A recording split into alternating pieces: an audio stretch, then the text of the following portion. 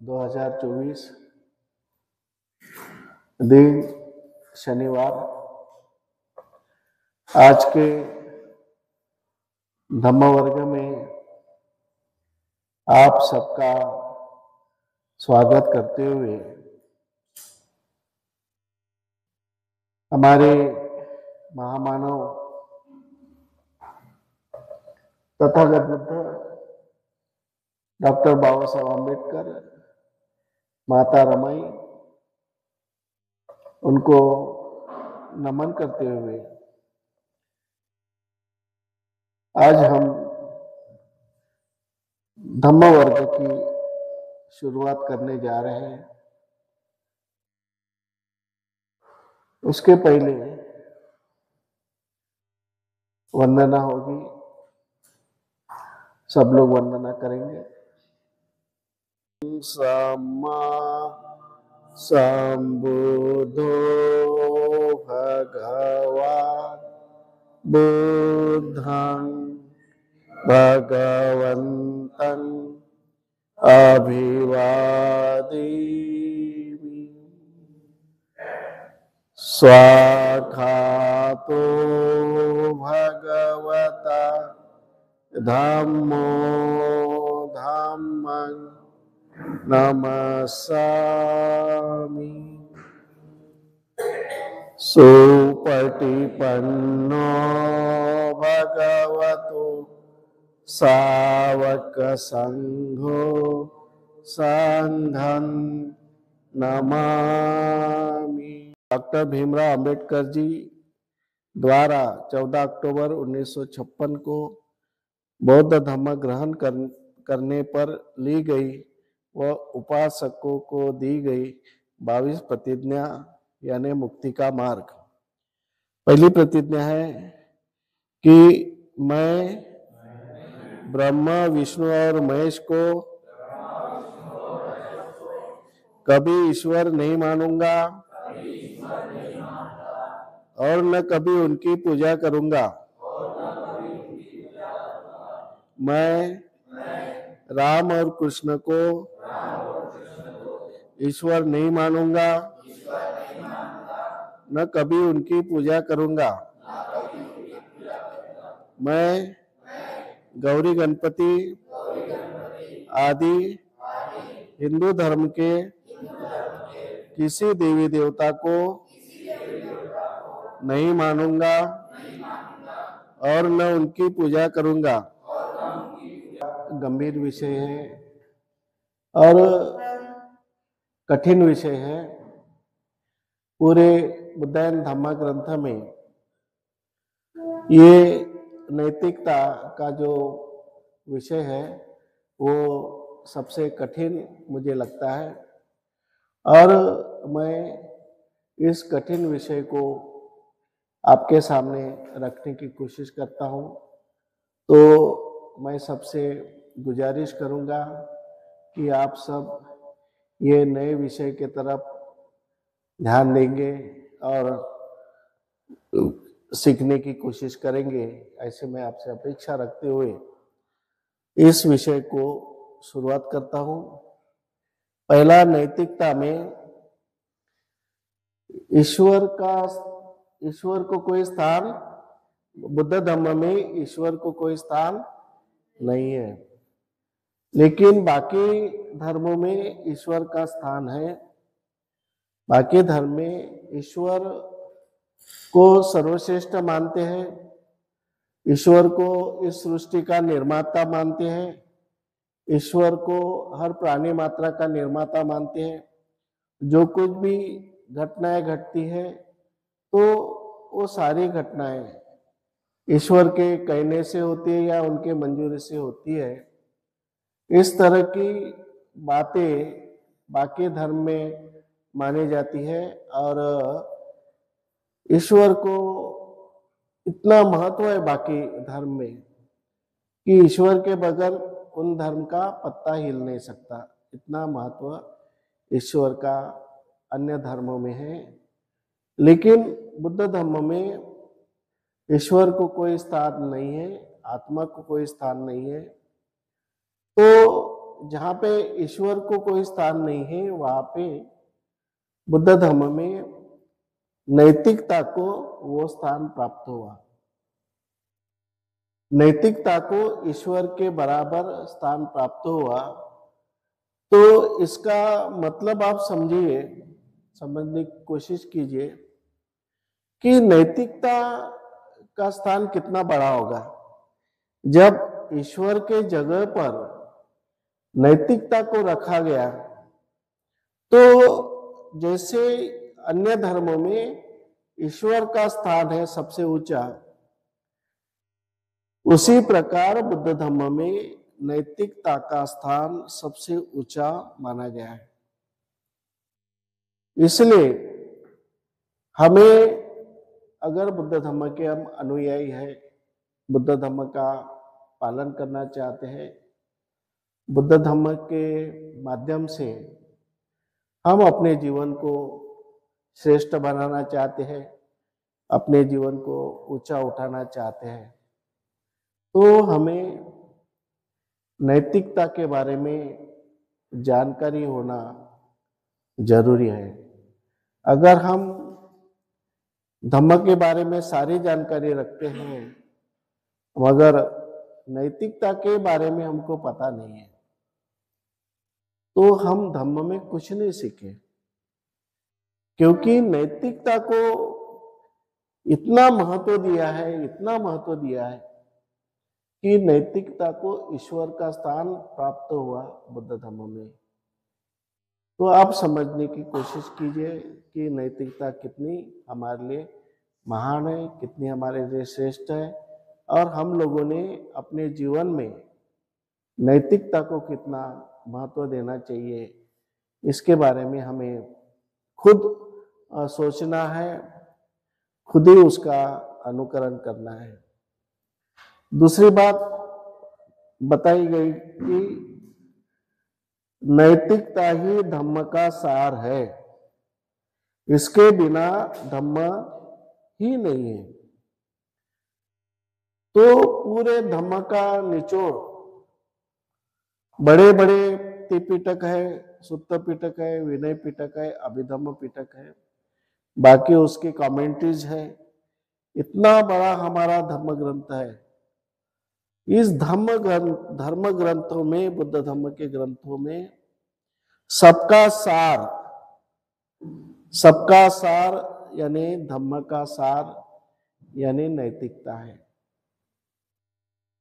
ये बाबा साहब अम्बेडकर ने बुद्ध एंड धम्मा में जो ग्रंथ है हमारा, द बुद्ध एंड हिज धम्मा, जो ग्रंथ है हमारा, इस ग्रंथ में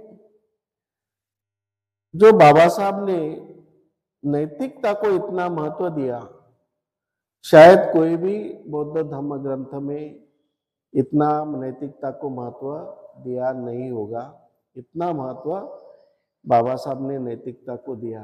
और बाबा साहब ने कहा कि नैतिकता ही हमारे धम्म का सार है, पूरे इसका निचोड़ है नैतिकता। तो हमें नैतिकता के बारे में, हमारे मन में वो जुनून चाहिए, नैतिकता के बारे में ऐसी अपेक्षा होना चाहिए, ऐसा संकल्प होना चाहिए कि कोई भी परिस्थिति में मैं जीवन में नैतिकता का पालन करूंगा। जब धम्म का सार नैतिकता है, तो हमें जब धम्म का पालन करना आवश्यक है, उससे ज्यादा नैतिकता का पालन करना बहुत जरूरी है, बहुत आवश्यक है। इसलिए नैतिकता की, उसके बाद में बाबा साहब लिखते हैं, नैतिकता वही होती है जहां एक मनुष्य का संबंध दूसरे मनुष्य के साथ में होता है।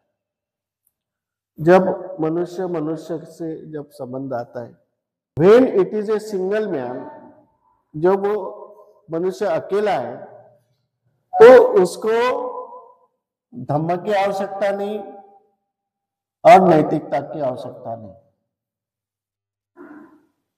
कोई आत्म केंद्रित रहता है कि कोई चाहता है कि मैं अकेला जीऊं, किसी के साथ संबंध ना रखो। इस तरह से जो कोई अकेला स्व केंद्रित जीना चाहता है उसके लिए कुछ भी महत्व नहीं है। धम्म का महत्व नहीं, नैतिकता का महत्व नहीं, ना अकेला किसी से कुछ कर नहीं पाएगा। जब उसको चोरी करना है तो 2 आदमी चाहिए, व्यभिचार करना है तो भी 2 आदमी चाहिए, झूठ बोलना है तो भी 2 आदमी चाहिए, शराब पीना है तो अकेला पी सकता है तो शराब पीते बैठेगा, अकेला रहेगा।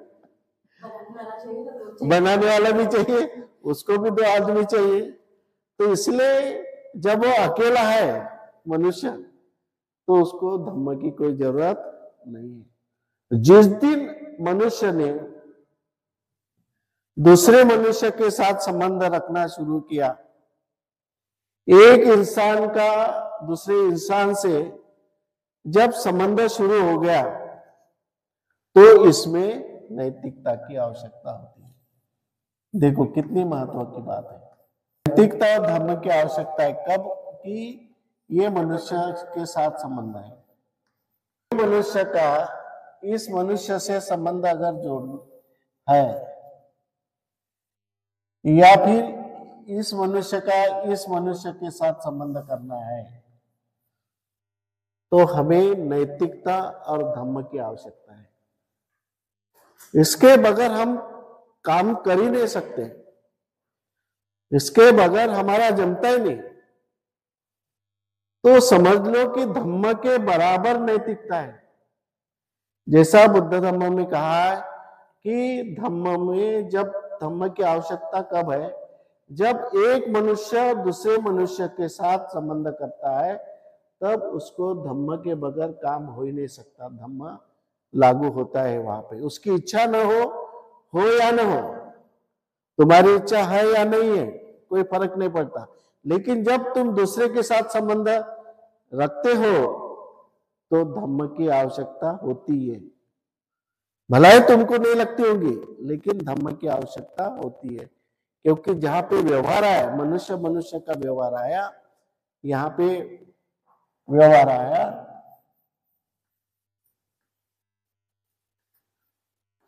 मनुष्य मनुष्य का व्यवहार आया, तो वहां पे नैतिकता और धम्म की आवश्यकता होती है।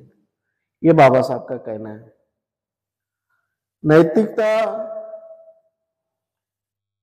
नैतिकता वही होती है जहां एक मनुष्य का संबंध दूसरे मनुष्य के साथ होता है। मनुष्य को इस मनुष्य के साथ व्यवहार करना है, तो उसका नैतिकता का पालन करना है, नैतिकता का पालन करना है, धम्म का पालन करना है। लेकिन नैतिकता की उत्पत्ति कहाँ है? प्रेम,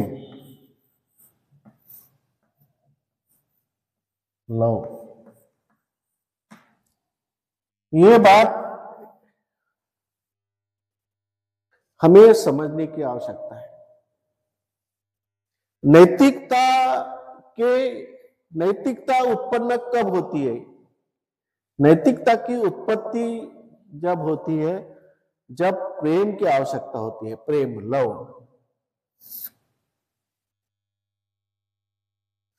एक मनुष्य का दूसरे मनुष्य के साथ संबंध होता है, ये संबंध अच्छा रखने के लिए नैतिकता की आवश्यकता होती है। और नैतिकता तभी उत्पन्न होती है जब तुम्हारे मन में प्रेम और मैत्री भाव निर्माण होता है। मैत्री भाव समझ लो।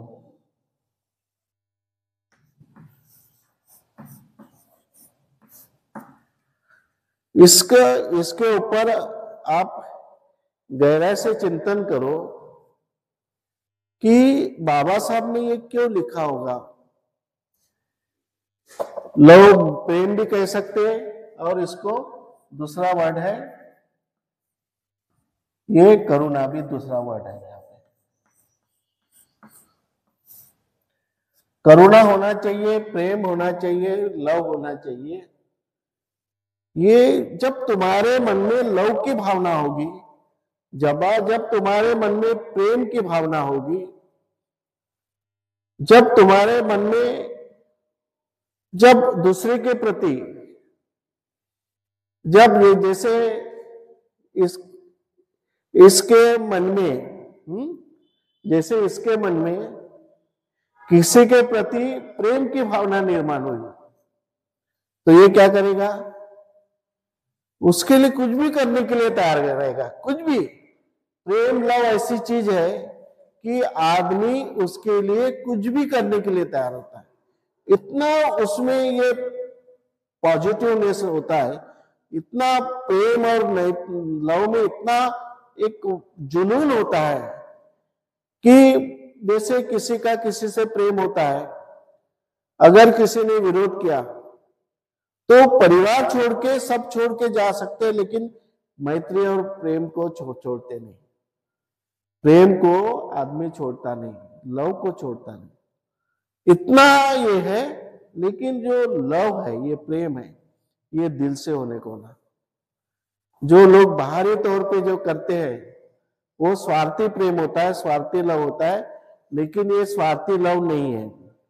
ये जो बुद्ध धम्म में प्रेम दिया है ये स्वार्थी नहीं है।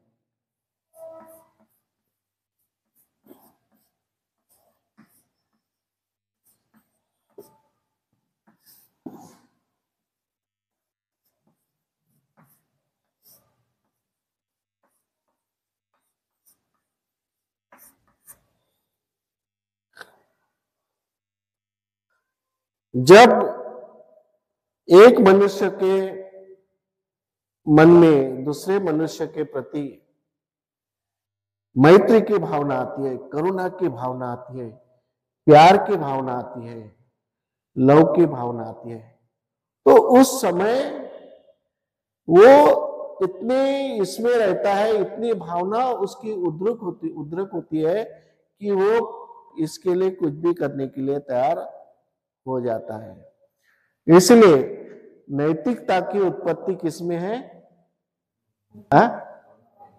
करुणा प्रेम में है। बाबा साहब ने समाज के लिए इतना किया। क्यों किया बाबा साहब ने समाज के लिए इतना? अपनी किसी चीज की परवाह नहीं की उन्होंने। बच्चे की परवाह नहीं की, अपनी पत्नी की परवाह नहीं की, या अपने खुद के शरीर की परवाह नहीं की। इतना बाबा साहब ने जो काम किया, तो उसके पीछे ये था, समाज के प्रति प्रेम, समाज के प्रति करुणा, समाज के प्रति लव, ये था। इसका मतलब नैतिकता, ये सब चीज थे। तो हमारा भी जब पति पत्नी में इतना प्यार रहता है तो पति पत्नी में कभी झगड़ा नहीं होगा, कभी उनमें दुरावा नहीं होगा। भाई भाई में जब इतना प्रेम रहता है, लव रहता है, तो उस भाई भाई को कोई तोड़ नहीं सकता, उसको कोई अलग नहीं कर सकता। तो दोस्त में जब प्रेम रहता है, लव रहता है, तो उसको कोई अलग नहीं कर सकता। तो इतना जो संबंध है नैतिकता का, तो ये संबंध से नैतिकता उत्पन्न होती है।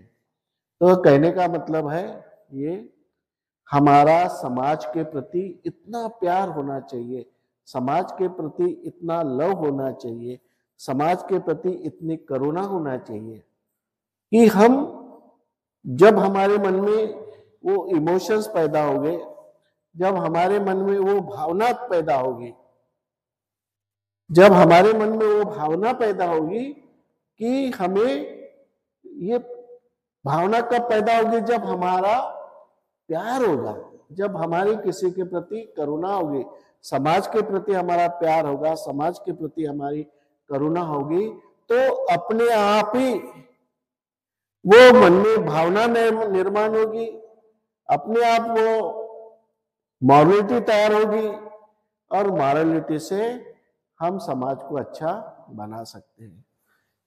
तो वो बोलेंगे मॉरलिटी, दूसरा उसको उसका मतलब ही नहीं हुआ। नैतिकता बोले तो क्या, इसका व्याख्या कैसी करेंगे नैतिकता की? तो मॉरलिटी बोलेंगे, तो मॉरलिटी में यानी क्या, नैतिकता बोलेंगे।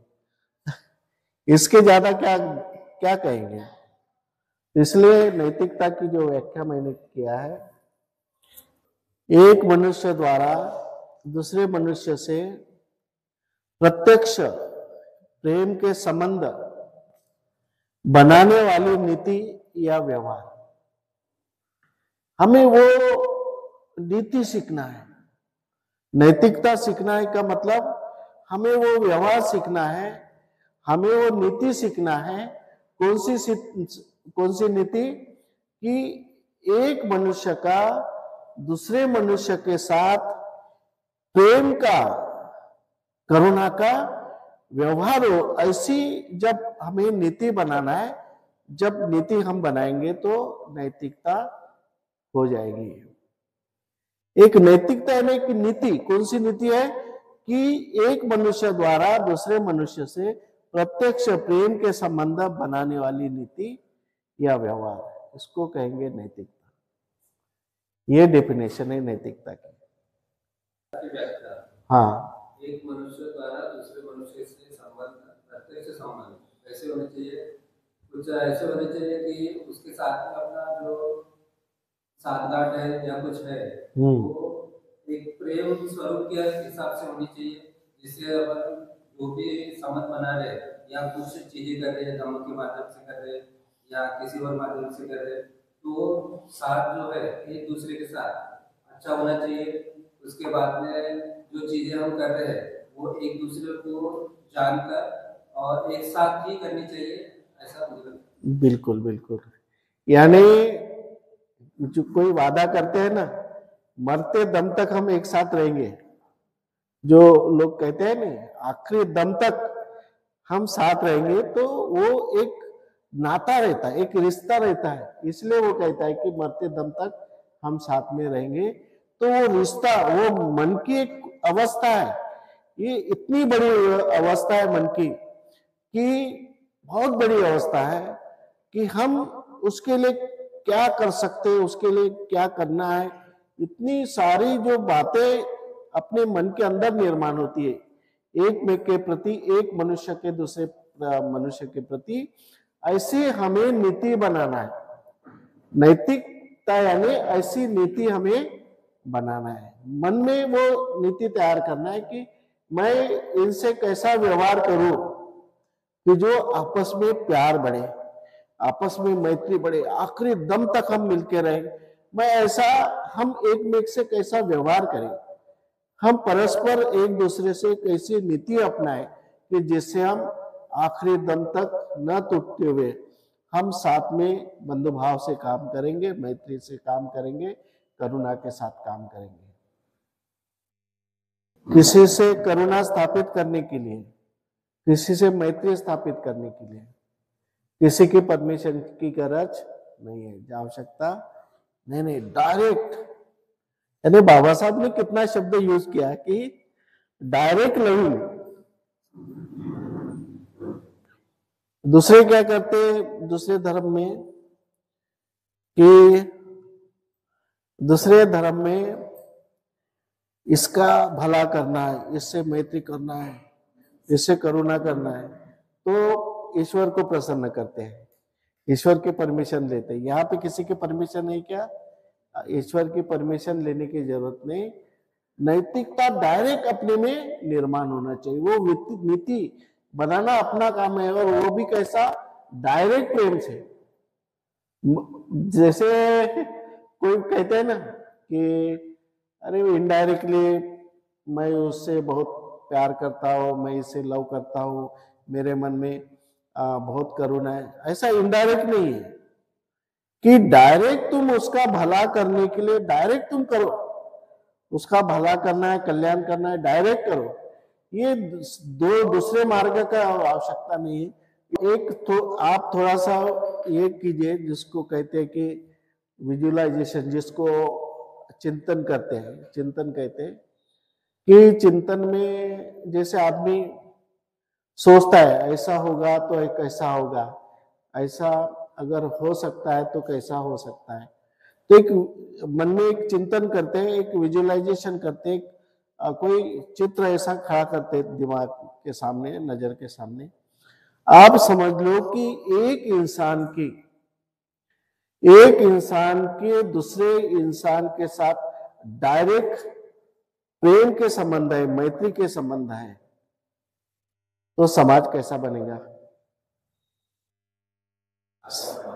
है कि नहीं? समाज का एक चित्र खड़ा करो कि उसमें किसी की कोई आवश्यकता नहीं होगी, डायरेक्ट हमें संबंध जोड़ना है। लेकिन नैतिकता के प्रकार है। नैतिकता का इस्तेमाल अच्छे लोग भी करते और बुरे लोग भी करते। दो प्रकार के इसका इस्तेमाल होता है। कोई अच्छे के लिए इसका इस्तेमाल करता है, कोई किसी का बुरा करने के लिए भी इस्तेमाल करते हैं। तो उसका कई प्रकार इसका इस्तेमाल करते हैं। लेकिन नैतिकता का मतलब जो है कि एक आदमी का दूसरे आदमी के साथ डायरेक्ट मैत्री के संबंध, प्रेम के संबंध, करुणा के संबंध होना चाहिए।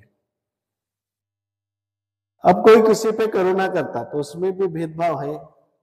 वो कौन से कारण के लिए करुणा करता है, कौन से कारण के लिए प्रेम करता है, अच्छे के लिए करता है या गलत उसका इस्तेमाल करने के लिए करते हैं, तो उसमें भी कई प्रकार होते हैं।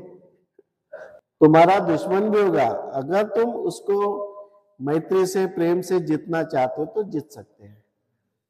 हर जगह नैतिकता लागू होती है, हर जगह हर चीज में नैतिकता लागू होती है, हर चीज पर प्रेम लागू होता है, हर चीज पर करुणा लागू, प्राणियों पे भी करुणा लागू होती है, पक्षियों के ऊपर भी करुणा लागू होती है, मनुष्य के ऊपर भी लागू होती है। हर चीज में करुणा, प्रेम लागू होता है।